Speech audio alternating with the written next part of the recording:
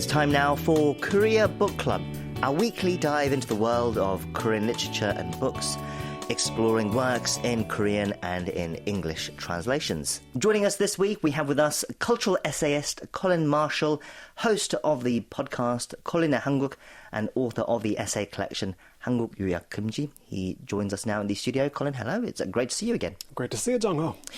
Yes, I understand that you've come in today to talk about a writer who's drawn a great deal of attention in recent years, not just for stories he writes, but also the story of how he became a writer, Colin. That's right, and in this book I brought today, he tells that story.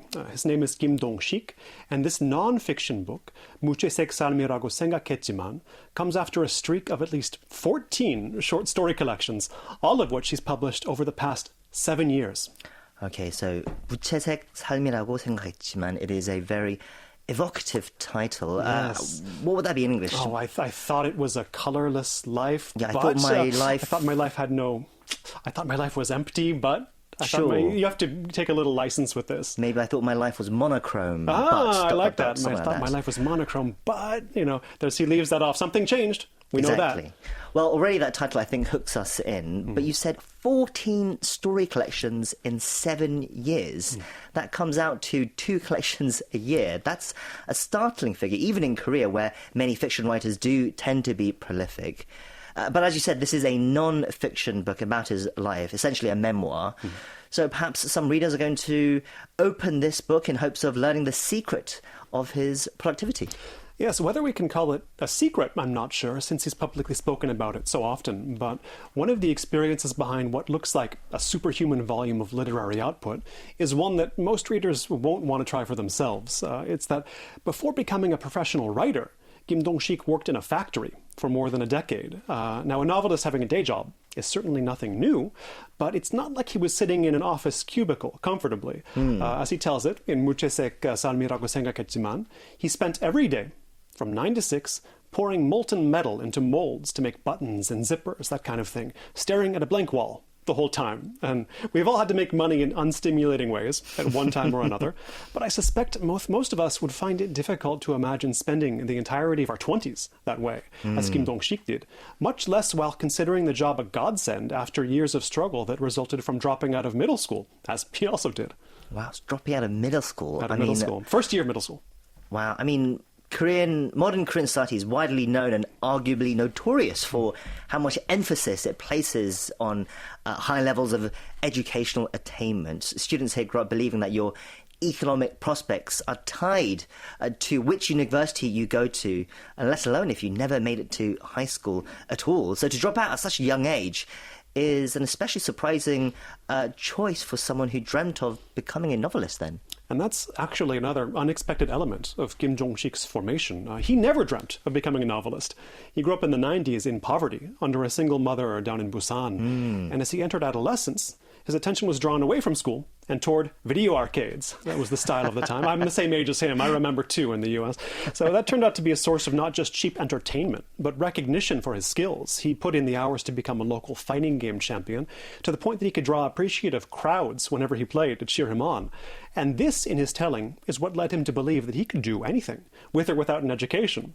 But as he soon found out, bouncing from one form of manual labor to another, while barely eking out a living, he couldn't actually do anything, or at least it wasn't clear what he could do and survive. Wow, okay. So if he had no intention of becoming a writer when he was growing up, how did he come to start writing in his life with so much of his time occupied by manual labor, hard work, or the search for it? Well, after coming up here to Seoul to work in the factory I mentioned, his life did stabilize somewhat. Before that, he'd been in Daegu, working part-time at a PC방, making 600,000 won a month, 200,000 of which went to his rent, and 200,000 of which went to his mom in Busan. So there wasn't much left over for the niceties of life. Right, so 200,000 won is about $150 in today's exchange rate, I believe. perhaps it was worth a bit more back then. Maybe. I'm guessing late 90s, early 2000s probably, yeah. Yes, if we're talking about PC bangs. But yes, that wasn't a lot of money even back then. Not a generous wage. And he stepped up from that when he came to the factory to making 1.3 million won a month, more than double, which may not sound like much of an improvement in absolute terms, but in his telling, it made a night and day difference. And finally, he could go to actual restaurants. Instead of just bunchikjip, he could see movies in the theater instead of on television. He could live, as he puts it, like a person. And however lowly, this factory job afforded him his first taste of one of my favorite untranslatable Korean words, 여유, or the sense of ease that comes from having a margin of resources beyond the bare minimum. And with his evenings to spend as he so chose after the factory shift, he found his way to what turned out to be an addictive pastime. And that happened when he discovered an internet message board whose users wrote and posted horror stories for each other's enjoyment. And he figured he'd give it a try himself. When he put up his own first story, the feedback in the comments was immediate and positive enough that it encouraged him to continue. Or rather, as he put it, it made him into a comment addict, compelled to keep writing and feeling the high of audience reaction. And it might sound like he was just going back for dopamine hits, as we all tend to do in one way or another on the internet, but over time, the corrections and suggestions he received from the message board's other users improved his writing skills to the point that he could draw the attention of critics and publishers as well. Wow, so an actual positive story to come out of internet and comment addiction. Yes, it sounds as if even though he forwent most of his formal education, he ended up going through a kind of writing school on the internet then. And in a sense, that internet writing school was more rigorous than a lot of the established postgraduate programs that attract aspiring novelists in here or in the US.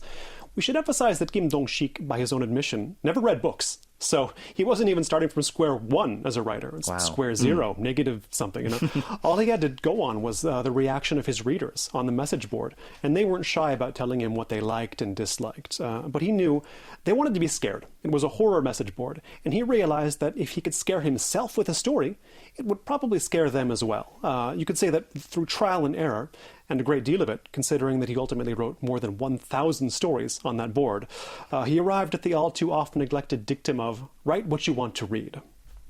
Over 1,000 stories. Over 1,000 stories, So yes. I guess that means, given that he built up such an archive of material, that's why he's been able to publish so many books since turning professional then. Perhaps it is just a matter of time before we see his works being published in English? It goes, his appeal transcends culture, I suspect. It's more about just the visceral quality of, stoking curiosity and telling a story people want to hear the end of, and telling it in a short form. And in a way, he describes his own writing as being like macaron or macaron.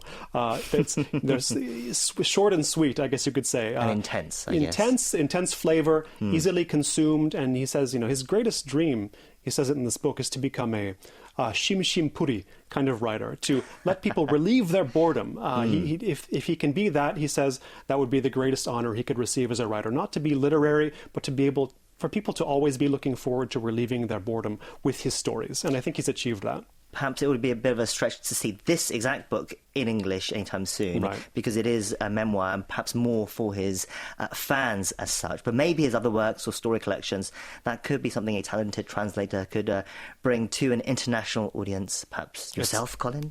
Well, we'll see. But the material's certainly there. He wrote 1,000 stories and he's writing more. So no translator can say that he has, that the material is not available. Just pick and choose. Whatever you like, whatever themes you want to think about. Kim Dongsik, I think, has written a story connected to that. Indeed. In any case, the book we looked at today was once again called 무채색 삶이라고 생각했지만 by Kim Dongsik, and that was our pick for Korea Book Club. Colin, thank you once again for shedding light on this book for us, and we'll talk to you again soon. Talk to you soon, Jang-ho. And that's all for our show today. Do join us again tomorrow. Till then, we hope you have a great day. I've been your host, Kwon Jang-ho, and thank you as always for listening. Goodbye.